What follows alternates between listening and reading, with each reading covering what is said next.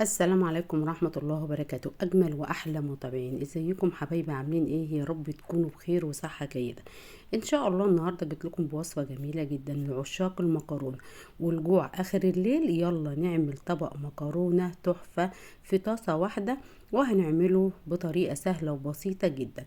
يلا يا حبايبي، واللي بيشوفني لأول مرة ما ينساش يدعمني باللايكات والاشتراك في القناة.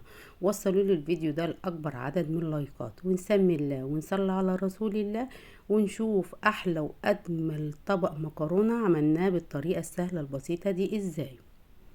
أول حاجة هنا أنا عندي بصلة أنا فرماها في الكبة، وحبيتين من الطماطم مقطعاهم مكعبات صغيرة، وهنا قرنين فلفل حراق وبارد. لو انت عايزاه حراق بس اعملي اللي ايه حسب تذوقك انت.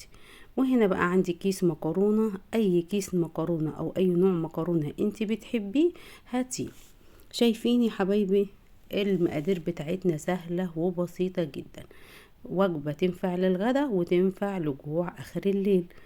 وخلاص كده هي مقاديرنا جهزت. يلا نشوف الوصفة بتاعتنا هنعملها ازاي.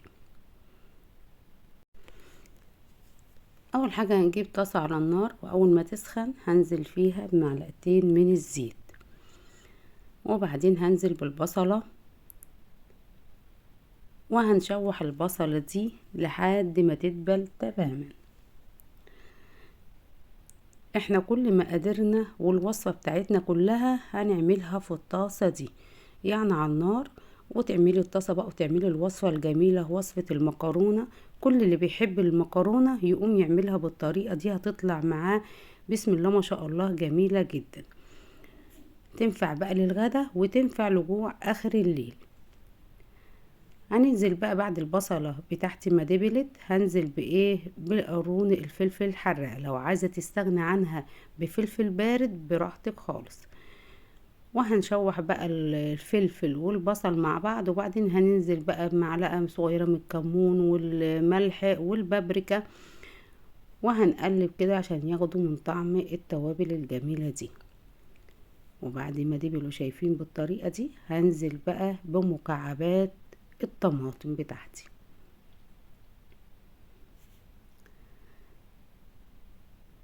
وهنقلب لحد الطماطم دي ما تنزل ميتها وتتسبك معايا. ومعلقة بقى من ايه؟ الصلصة.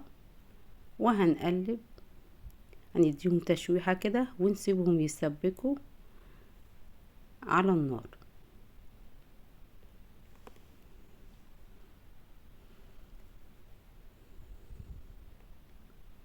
خلاص كده الطماطم بدأت ايه؟ تشوح مع البصلة وتنزل المية بتاعتها. وعشان تنزل هنحط حبة كده من المية، وهنسيبهم ونغطيهم ونسيبهم لحد ما يتسبكوا تمام.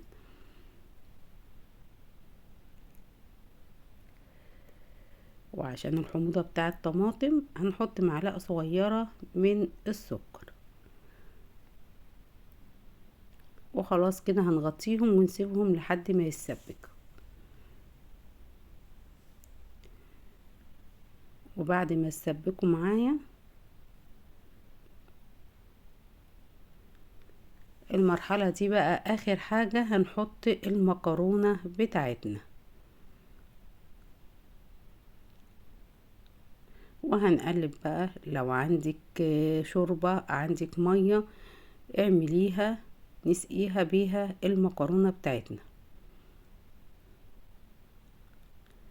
هنا خلاص قلبنا المكرونة مع الصلصة بتاعتنا، هنزل بمية مغلية،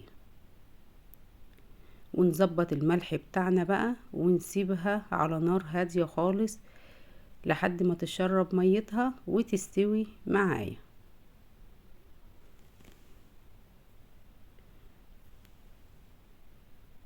واول ما تشرب المية هنعمل ايه؟ نهدي النار خالص لحد ما تستوي. شايفين بسم الله ما شاء الله بدأت تستوي معايا، وما خدتش معانا وقت خالص.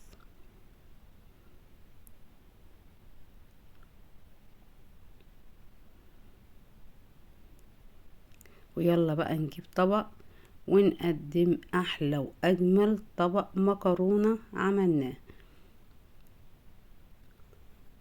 ولا اسرع ولا اسهل من كده. شايفين المكرونة بسم الله ما شاء الله، الحبة بحبتها وطالعة ريحتها وطعمها يجنن. لو عجبتكم الوصفة ما تنسوش تدعموني باللايكات والاشتراك في القناة.